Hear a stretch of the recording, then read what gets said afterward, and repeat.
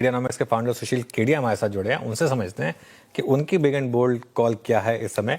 एक डिस्क्लेमर उनका फ्लैश कर दीजिएगा जरा स्क्रीन पर, क्योंकि कोई भी स्टॉक पर बात होगी तो उसके लिए ये डिस्क्लेमर मैंडेटरी है। Sushil ji, good morning. आज आरबीआई ने बड़ा स्टेप लिया और रुपये में एक अच्छी खासी रिकवरी आई, लेकिन मार्केट में समहाउ अभी भी वो कन्विक्शन मिसिंग है। हायर और इवन डॉलर रुपये में भी 93.59 के बाद हम वापस 94 पर आ गए। कैसे देख रहे हैं आप इस मार्केट की वीकनेस को? क्या और लोज बाकी हैं अभी निफ्टी में?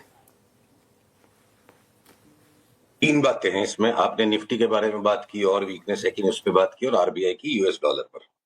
तो देखिए, आज का दिन ऐसा खास दिन है जब वो राजकुमार जो फिल्म एक्टर होते थे, उनका एक डायलॉग है पुराना कि हम अपने कदमों की आहट से हवा का रुख बदल देते हैं।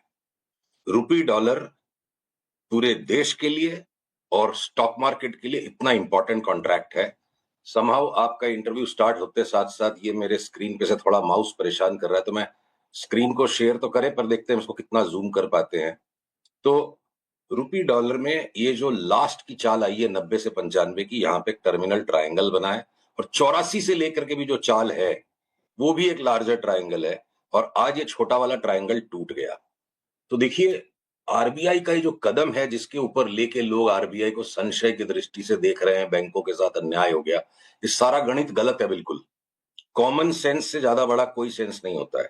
सारे बैंकों ने रिकॉर्ड प्रॉफिट किया है जिन्होंने रुपी को शॉर्ट किया है। 84 से 95 की यात्रा में अगर एवरेज 89-90 का भी अगर शॉर्ट है, तो आरबीआई ने यही बोला है ना, आप अपनी ऑनशोर बुक्स पे 100 मिलियन से ज्यादा का रुपी शॉर्ट नहीं रख सकते, 100 मिलियन डॉलर से ज्यादा का। Offshore non deliverable forwards market available है, आरबीआई खुद वहां ज्यादा एक्टिव हो गया है। और इस तरीके से अगर ये ऐसे मौके पे जब ये चार्ट इस तरह की बिल्कुल परिपक्व है, और साथ में हम पिछले 2 सप्ताह से बात कर रहे हैं कि डॉलर इंडेक्स में रुख बदल चुका है, 10 से 12-13% तक की वहां स्लाइड स्टार्ट होगी, तो वो आज शाम से कल से किसी भी टाइम स्टार्ट हो जाए, तो इनडायरेक्टली आरबीआई ने पता है क्या किया अनुज? जैसे कोई कुंभकर्णी निद्रा में सो जाए और खर्राटे भरे जा रहा है, तो आप उस आदमी को कैसे हैंडल करोगे अगर आपको दुर्भाग्य से उसी कमरे में सोना पड़ा जहां कोई और खर्राटे ले रहा है?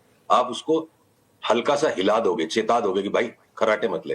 तो सारे बैंक्स जो बिल्कुल रुपी शॉर्ट करके खर्राटे भर रहे थे, सबके घर में रिकॉर्ड मुनाफा बुक हो जाएगा लोकल बैलेंस शीट पे। तो जो बैंक निफ्टी पे भी अगर हमारी एक टेपिड आउटलुक है कि बैंक निफ्टी आउट परफॉर्म नहीं करेगा आने वाले 2-3 साल में, तब भी एक बार तो नया हाई बैंक निफ्टी भी मार दे 62,000 तक, तो कोई बड़ी बात नहीं है। और रुपी डॉलर की एक खास विशेषता है, देखो अनुज, स्टॉक मार्केट में चाहे 70-80 साल में सेंसेक्स, मान लो अगर आजादी के टाइम पे सेंसेक्स 10 रही होगी तो आज 80,000 है, और रुपया डॉलर 1 था तो आज 95 हो गया। तो लॉन्ग रन में रुपया डॉलर और शेयर बाजार दोनों बढ़ रहे हैं, डॉलर बढ़ रहा है, रुपया बढ़ रहा है। तो जब जब रुपया टेम्पररली मजबूत होता है 3, 5 या 8 महीने के लिए, वो एक खास टाइम का पॉकेट होता है जब स्टॉक मार्केट की 70 से 75% पॉजिटिव रिटर्न्स कॉन्सेंट्रेटेड होती है। तो ये जो 18 से 20 महीने से सारे लोग त्राहिमाम मचा रहे हैं, कंप्लीट डिसबिलीफ का एटमॉस्फेयर है। सारे ग्लोबल मार्केट्स की भी इंडिसेस को आज सवेरे सवेरे हमने चेक किया, और सब जगह पैंडिमोनियम लो बन रहा है इस वक्त। सारे संसार की आप इंडिसेस को उठा के देख लो, सारी लाल में है। एशियन मार्केट्स 3% डाउन है। शाम तक अगर ये कलर चेंज हो गया बिल्कुल, और एक तरफा ट्रेंड वापस शुरू हो गया, हमारे यहाँ 2 दिन की छुट्टियां भी है, तो यहाँ नया लो कोई 150 पॉइंट का निफ्टी का आ जाए, इसलिए यहाँ शॉर्ट नहीं करना है।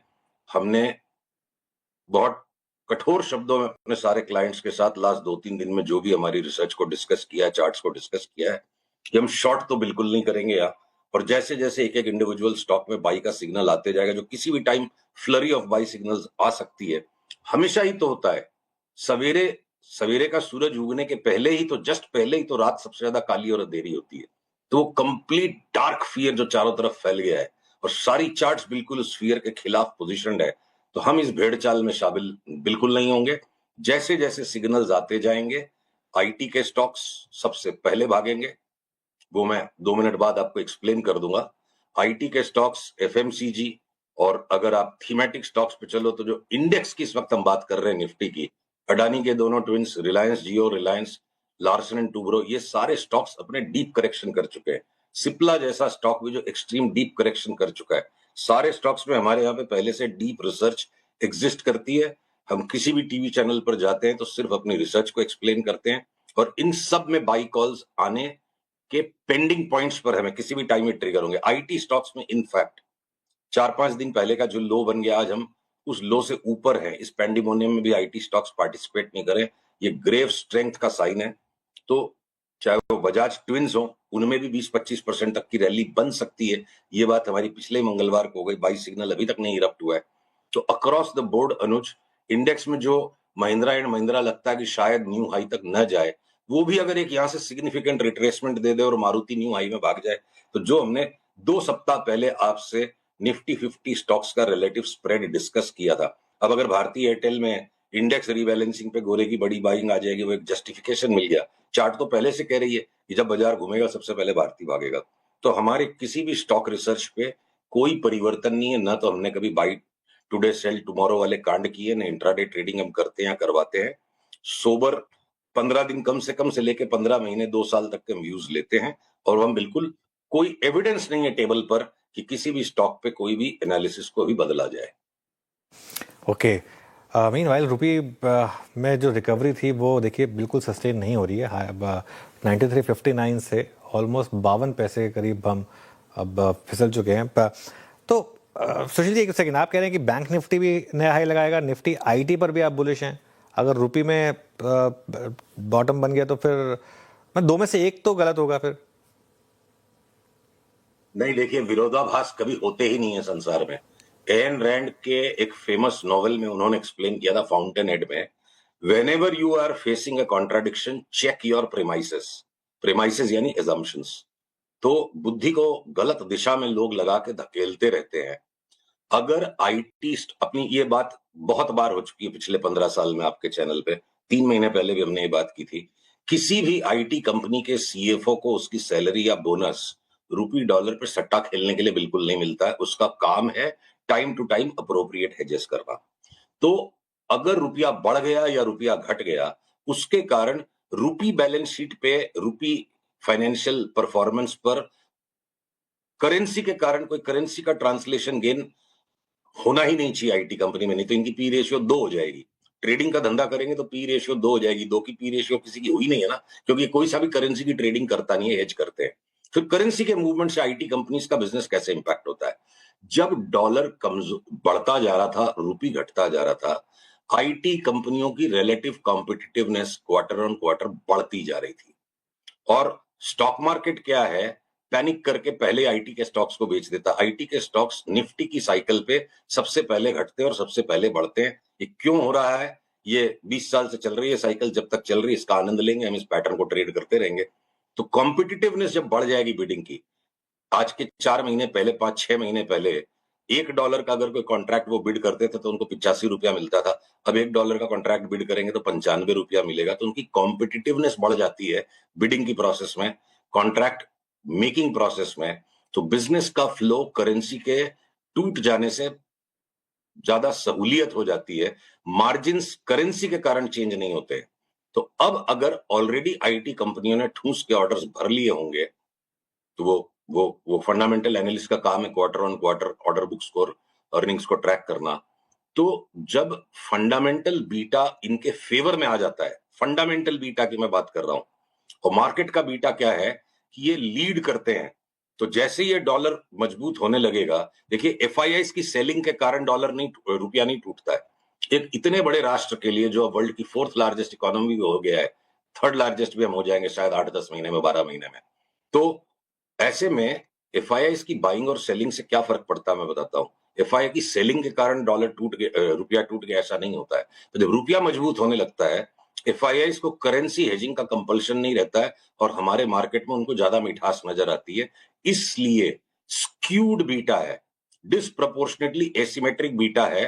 बढ़ते डॉलर, बढ़ते रुपए के सामने शेयर बाजार 1.8 टाइम्स अप्रोक्सीमेटली, आप अगर कोरिलेशन निकालो लास्ट 40 साल के डेटा का, 2 अलग अलग पीरियड्स में सेपरेट करो, बढ़ता बाजार और घटता बाजार, तो बढ़ती निफ्टी में 1.8 टाइम्स चेंज आ जाता है, करीब करीब 1.79 to 1.8 times compare to the change in currency.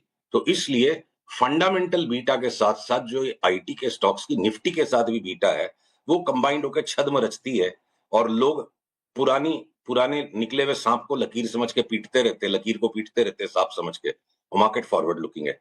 तो इसलिए आईटी की जो चार्ट जिस तरीके से पोजीशनड है और इस मार्केट वीकनेस में वो पार्टिसिपेट नहीं कर रही है, ये कोई तरह का मैनिपुलेशन नहीं, यही पढ़ाई लिखाई वाला काम है कि आईटी के स्टॉक्स सबसे पहले भागेंगे। और इस बार भी वही हो रहा है, क्योंकि इस बार एआई को लेकर इनको और ज्यादा कूट दिया गया। तो हम लॉन्ग टर्म कॉल कि टीसीएस 3 साल में डबल होगा कि नहीं, वो हम बाद में लेंगे 3-6 महीने बाद। पहले तो एक बार यहां से 25-30% तक टीसीएस, 30-35% तक विप्रो, 27-28% तक इन्फोसिस, और आपके एचसीएल टेक और टेक महिंद्रा 40-45% बढ़ जाए, ऐसा व्यू हम पिछले 15 दिन से मेंटेन कर रहे हैं। और अब आईटी स्टॉक्स में बाई सिग्नल आ चुका है। बिल्कुल। देखिए सुशील जी, जो एक सुबह मेरे को भी एक रिस्क लग रहा था कि एक बार के लिए शॉर्ट कवरिंग आ जाएगी डॉलर रुपये में, लेकिन इवेंचुअली एक वीक करेंसी है और अब 94-19 पे तो ऑलरेडी आ गए हम, 93-50 पे खुलने के बाद, 93-59 पे खुलने के बाद। और अब वॉल्यूम्स ऑफशोर शिफ्ट हो जाएंगे, आप बैंकों को बोल सकते हैं कि अपनी ओपन पोजीशंस कट कर दीजिए, लेकिन अगर करेंसी में इनहेरेंट स्ट्रेंथ नहीं है तो उसको कैसे प्रोटेक्ट करेंगे beyond the point?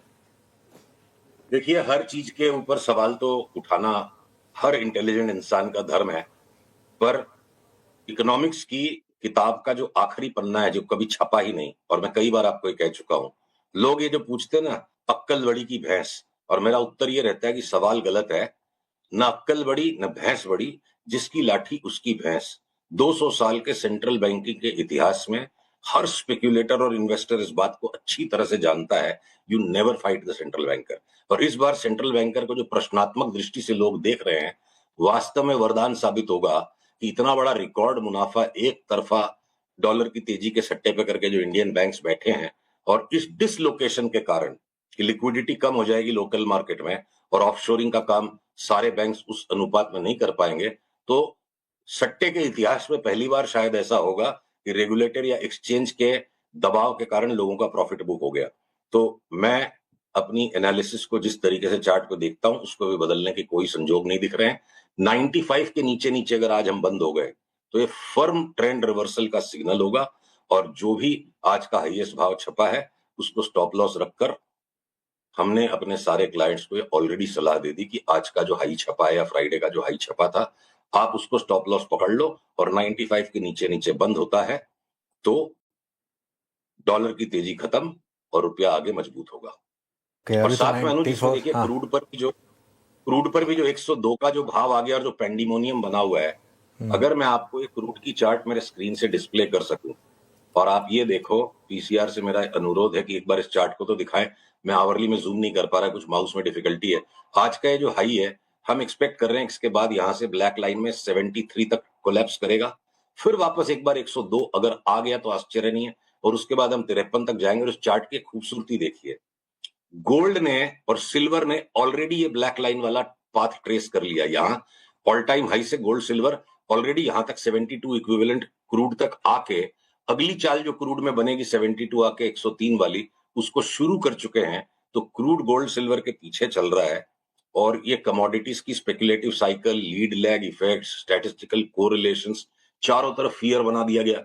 Trump Iran का तेल ले लेगा, ट्रंप ये ले लेगा। एक तरफ तो ट्रंप 2 महीने पहले ऐसा था कि everything about him was a joke, ना उसको सारे लोग भगवान बना रहे, संसार है चलेगा। और भाव जो बनते हैं वो सारे लोगों के ट्रेडिंग के एक्सपोजर को मिलाकर एक collective wisdom, the wisdom of crowds है। तो अगर यहां से क्रूड भी बुरी तरह से एक बार टूटता है यहां से वापस, और अगर ये रुपया मजबूत होता है, तो मुझे लगता है स्टॉक मार्केट में इस वक्त मंदी का व्यापार ढूंढने वाले पछतावा करेंगे। वापस 27,000 की निफ्टी कोई अनहोनी बात नहीं है। आज सवेरे सवेरे 7 बजे मैंने सारे वर्ल्ड मार्केट्स की एनालिसिस की, एक रिकॉर्डेड वीडियो अपने क्लाइंट्स के साथ साझा की। कोरिया जैसा मार्केट जिसपे हमें बहुत ज्यादा बेतहाशा मंदी लगती है, 15% का रिबाउंड वहां पे, 12-13% का निक्की पे, हांगसेंग और शंघाई कंपोसाइट न्यू हाई पे चले जाए, डेक्स न्यू हाई पे चला जाए, इवन तेल अवीव 35 जो एपी सेंटर है वॉर का, वो इंडेक्स भी लग रही है कि एक बार न्यू हाई मारेगा। हम थोड़ा सा दबी जबान में नैस्डैक 8% और S&P 7% तक की एक बार अपेक्षा करते हैं, पर वो भी क्रॉसओवर हो गए तो नए हाई जा सकते हैं। तो देखिए, जो एक्सट्रीम फियर जब वर्ल्ड में बनता है ना, वो एक सेंटिमेंट का और मार्केट साइकिल का रीसेट होता है। और इस एक्सट्रीम फियर के बावजूद हम बस यहीं तक गिरे हैं। अगर आप इस बात को ध्यान करोगे तो जैसे जैसे बाई सिग्नल्स आएंगे बुद्धि को सस्पेंड करके मार्केट के साथ चल पाना संभव हो जाएगा। ऑलराइट, चलिए आज के लिए इतना ही। आज हम थोड़ा सा ग्लोबल और मैक्रो बात ही कर पाए, क्योंकि स्टॉक स्पेसिफिक थोड़ा सा भी अपनी चर्चा को हम लिमिटेड रखेंगे इस मार्केट में। सुशील जी बहुत बहुत शुक्रिया हमारे साथ जुड़ने के लिए। अगले मंगलवार आपसे फिर बात होगी। इस शो को यहीं समेट रहे हैं। मार्केट